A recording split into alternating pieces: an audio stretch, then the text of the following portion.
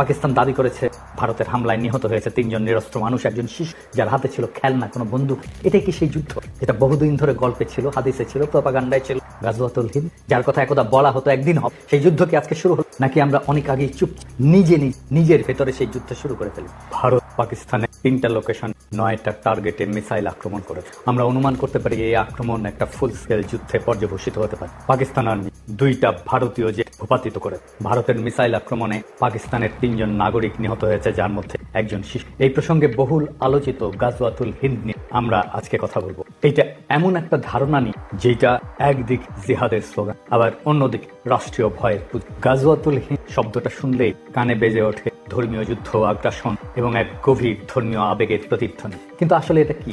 কোথা থেকে এলো এই কথা? আর কেন একবিংশ শতাব্দীতে এসে আবার মাথাচাড়া দিয়ে উঠেছে সেই পুরনো মিথ? আমি যখন রেকর্ড করছি তখন ফ্রান্সে গভীর রাত, ঘড়ির কাঁটা থমকে নেই, কিন্তু সময় থমকে গেছে। ভারত পাকিস্তানের সীমান্তে যুদ্ধের দামামা, আলো নয় কেবল ধোঁয়া। পাকিস্তান দাবি করেছে ভারতের হামলায় নিহত হয়েছে ৩ জন নিরস্ত্র মানুষ, একজন শিশু। বিজেপি RSS যখন হিন্দু রাষ্ট্র গড়ার নাম করে হিন্দু ধর্মের বহুত্ববাদকে খরচা করে ফেলে, তখন তারা ইসলামকে হারাতে গিয়ে তৌহিদের কাঠামো নিজের ধর্মে বসিয়ে। আর এভাবেই গাজওয়াতুল হিন্দ কোনো মুসলিম বাহিনীর হাতে নয়, হিন্দুত্ববাদের হাতে ভারতের ভেতরেই শুরু হয়ে এখন যারা বলবে ভারত জিতেছে, তারা হয়তো মৃতদেহ গুনছে। কারণ এই যুদ্ধে পরাজয় মানে শুধু শত্রুর জয় নয়, নিজের পরিচয় হারিয়ে ফেলা, নিজের আধ্যাত্মিকতাকে পোড়ান, নিজের ধর্মকে কাঠিন্যে মুড়ে দাও। হিন্দুত্ব যখন অদ্বৈতবাদ দিয়ে এক পথে হাঁটতে চায়, তখন সে নিজেই নিজের সমস্ত পথ, আর তখন ইসলাম আসলে আর কিছু করেও না, সে শুধু দাঁড়িয়ে থাকা দেখে কিভাবে তার প্রতিদ্বন্দ্বী নিজেকেই প্রতিলিপি করে।